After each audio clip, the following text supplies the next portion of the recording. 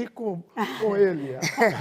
Tem bastante coisa com ele e o Brasil só ganha com isso. Aceito dividir com ele a responsabilidade. Deixa eu aproveitar e emendar duas perguntas aqui que tem a ver com isso. Um trecho muito interessante da série, a Sara já deu um pouco de spoiler, eu vou dar mais um pouco. É em que você, conversando com as suas duas filhas mais velhas, analisa a experiência do exílio e como aquilo abriu a sua cabeça e foi maravilhoso, e diz como foi diferente para você e como foi diferente para o Caetano. Então, eu queria que você mencionasse um pouco isso, contasse para o público antes da série estrear.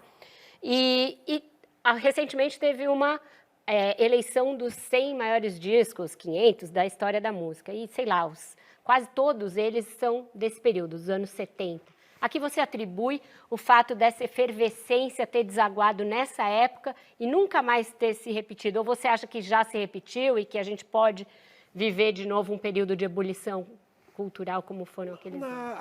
Ali era o momento em que a grande cultura mundial, os grandes elementos formadores da civilização estavam sendo disponibilizados para as massas, para todo mundo. A sociedade de massas, isso veio com os grandes os novos meios de comunicação. Tinha começado com o rádio, não é? Depois veio o disco, depois veio a televisão e finalmente, hoje em dia, nós temos o ciberespaço todo com essa possibilidade de acesso diversificadíssimo a tudo que se produz, a tudo que se imagina.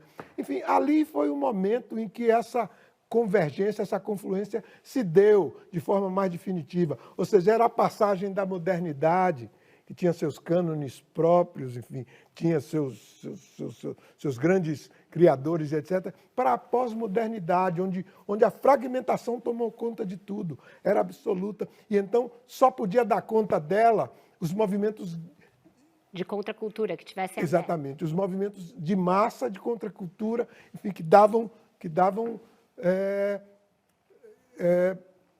sentido a esse mundo todo diversificado. Foi ali, e dali em diante, como você diz, enfim, aí entrou o mundo pós-moderno. A pós-modernidade passou a reger tudo, e hoje é isso, é uma diversidade fragmentada extraordinária, que está disponibilizada o tempo todo, e nós, cada um de nós, indivíduos, somos um desses fragmentos, fazemos questão de ser parte desse conjunto de fragmentos. E como Londres foi esse elemento na vida de vocês nesse momento justamente de ebulição e efervescência? Como que Londres foi diferente para vocês nesse momento de ebulição e efervescência? Vocês dois fizeram álbuns maravilhosos em Londres, o Transa e o Expresso 221. Olha, a gente tinha tido aqui o período heróico do tropicalismo, não é? Aqueles 2 anos, enfim, intensos e etc., com as batalhas, as discussões e etc., etc. E um lugar como Londres tinha um espaço muito grande. Basta citar a presença dos Beatles, não é? De todo o rock and roll inglês, de todo o rock and roll americano, etc., nos ingredientes do nosso trabalho tropicalista aqui. Mas foi lá, depois da grande ruptura, não é, que aconteceu, da grande debacle, quando o tropicalismo desabou aqui como movimento, e nós fomos presos, e etc., e exilados, e etc. Londres era aquele restinho, aquele recanto paradisíaco, enfim, que a gente tinha aqui nos vários territórios que eram abordados pelo tropicalismo aqui. E lá restou aquele lugar maravilhoso. E era mesmo isso, lá estavam os Beatles em final de carreira, lá estavam os Rolling Stones ainda fazendo os shows maravilhosos. Nós chegamos em Londres no dia que os Rolling Stones estavam fazendo o show no Hyde Park. Na hora que nós passamos pelo Hyde Park, encontramos o Hyde Park, eu e Caetano e Sandra e Dedé, encontramos o Hyde Park cheio de latas de cervejas e restos de comida e etc. Tinha acabado de acontecer o show dos Rolling Stones ali no Hyde Park.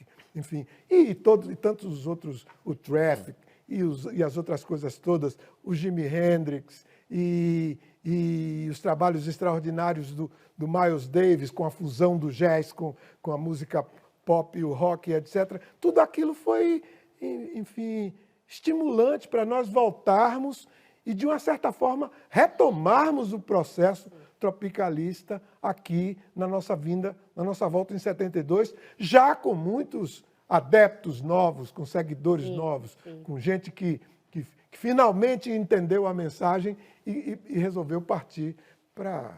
E eu falei das datas